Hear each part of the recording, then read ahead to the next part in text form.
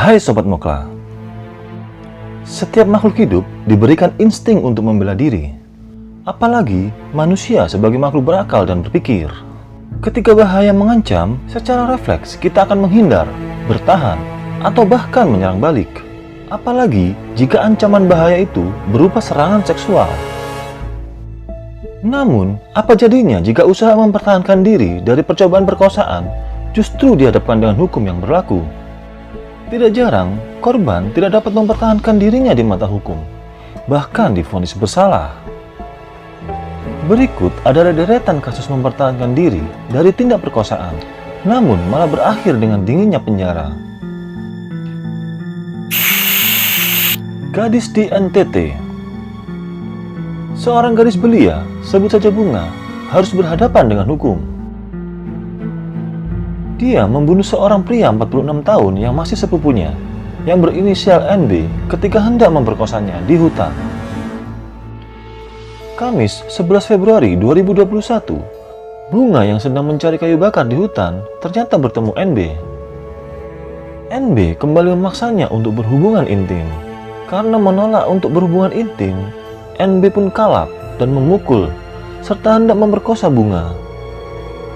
Dengan refleks, Bunga pun langsung menikam NB dengan menggunakan sebilah pisau yang disimpan di saku belakang celananya.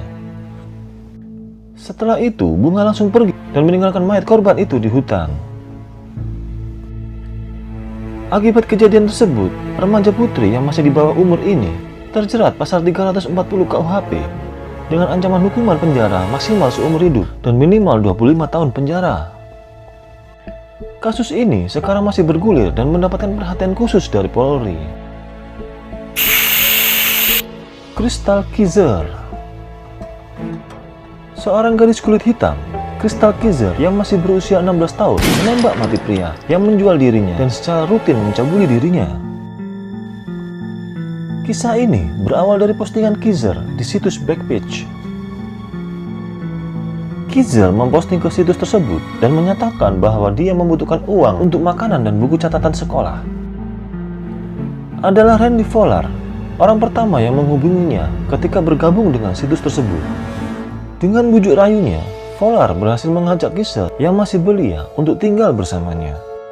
Disinilah Fowler mulai melakukan pelecehan seksual secara berulang dan bahkan merekam pelecehan tersebut selama lebih dari 1 tahun. Fowler juga mulai menjual Kizer ke pria hidung belang dan mengambil uang yang telah dibayarkan kepadanya.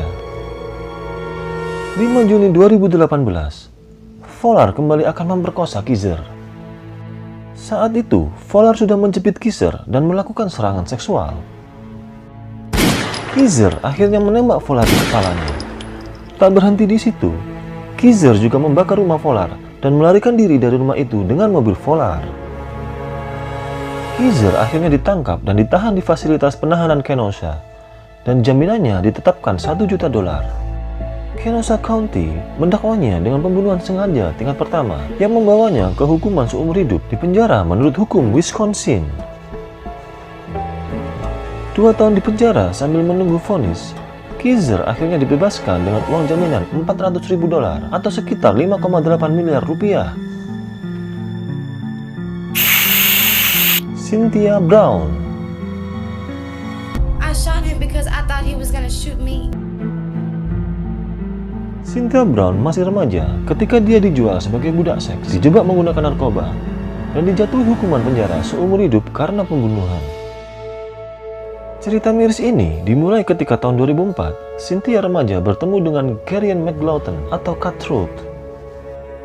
Cynthia waktu itu 16 tahun dan Kerian 24 tahun. Kerian yang tinggal di motel di daerah Nashville memperkenalkan Cynthia ke dunia narkoba. Setiap hari mereka menghirup kokain. Seiring waktu, Kerian mulai menjual Cynthia ke pria hidung belang, memaksanya berhubungan seks dan menyetorkan uang ke Kerian. Pukulan dan siksaan akan diterima Cynthia jika pulang tak membawa uang tunai. Hal inilah yang membawa Cynthia ke jurang kehancuran dirinya. Pada Agustus 2004, dia dijemput di sebuah restoran cepat saji oleh agen real estate berusia 43 tahun, Johnny Allen. Allen telah membayar $150 atau sekitar $2 juta untuk layanan seks Cynthia. Alan kemudian mengajak Cynthia ke rumahnya dan dia mulai menunjukkan koleksi senjatanya. Hal inilah yang membuat Cynthia takut akan keselamatan hidupnya. Singkat cerita, Cynthia mengklaim dirinya menembak Alan untuk membela diri. Namun, polisi tidak mempercayai hal itu. Polisi mendakwa Cynthia dengan pembunuhan tingkat pertama dan perampokan. Sebagai bukti, polisi menunjukkan bahwa dia mencuri truk, dompet, dan senjata. Tetapi Cynthia selalu menyatakan bahwa dia tidak menembaknya untuk merampok, melainkan untuk membela diri. Cynthia dinyatakan bersalah atas pembunuhan tingkat pertama, pembunuhan kriminal, dan perampokan, serta dijatuhi hukuman penjara seumur hidup. Dia berusia 16 tahun ketika pergi ke penjara. Fakta bahwa dia sudah diperdagangkan sejak usia 12 tahun dikesampingkan oleh hakim.